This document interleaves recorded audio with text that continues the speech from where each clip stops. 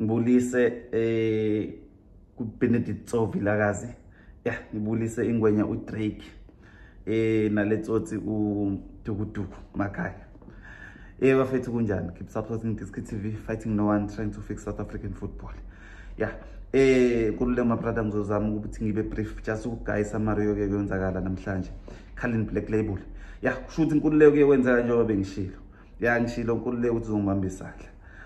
Bheka inkululeko ekseni. Game yokucala amazulu Mamelodi Sundowns iyawina kalula. Easy inkululeko kushuthi iyaliphebeza uSuthu yaluthebe yadlula kalula. Inkululeko as for iOrlando Pirates bengike ngasho inkululeko ngathi iOrlando Pirates mawufuna iwine ungayibuki inkululeko kusho ukuthi noma uyibuka uyishalazela uyibuke ngathi awuyibuki inkululeko uyibuke sengathi ingane mayiwile yabo makuthiwa ungambuki yabo because iOrlando Pirates iyawina mawungayibheki kusho ukuthi ufuna nje uyibheke sakungayibheki inkululeko uyishalazela ivar inkululeko ireality and iKaizer Chiefs had luck to lengwenya uTshatha uye washaya ibhola phezulu kwamabhayi uHlanti inkululeko had luck to ingwenya and credit to Mamelodi Sundowns yaprove nokuthi njengoba bengike ngasho ukuthi kwaba mistake ukuthi iOrlando Pirates ishaya iSundowns kwasekuqaleni ivar inkululeko uma uzobheka iflop yabasekutheni ama coaches ayi3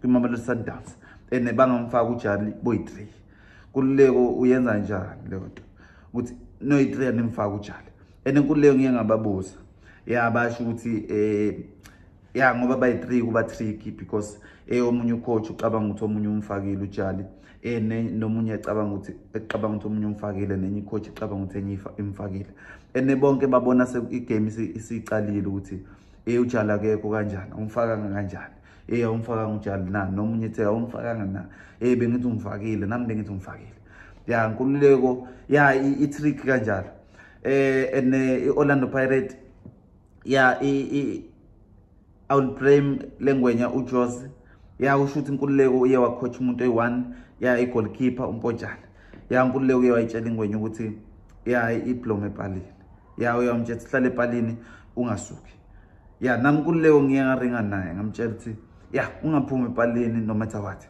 wangitshela ukuthi junior ngiyabhora epalini sometimes ngiba lonely ngifuna ukukapha ama-round ngivala amajita kusho ukuthi ngilula inyawo inkululeko ngiyamtshela ukuthi no man hlale epalini because now uzophelela izinto zokubuyela emuva amabhola bazowashaya emoyeni kusho ukuthi uzoba late ufike sekunomonakalo inkululeko because mina mawenza kahle ngiyagaya uma ungenzi kahle ngiyakutshela inkululeko angimncane nawe uyazi inkululeko siye saringa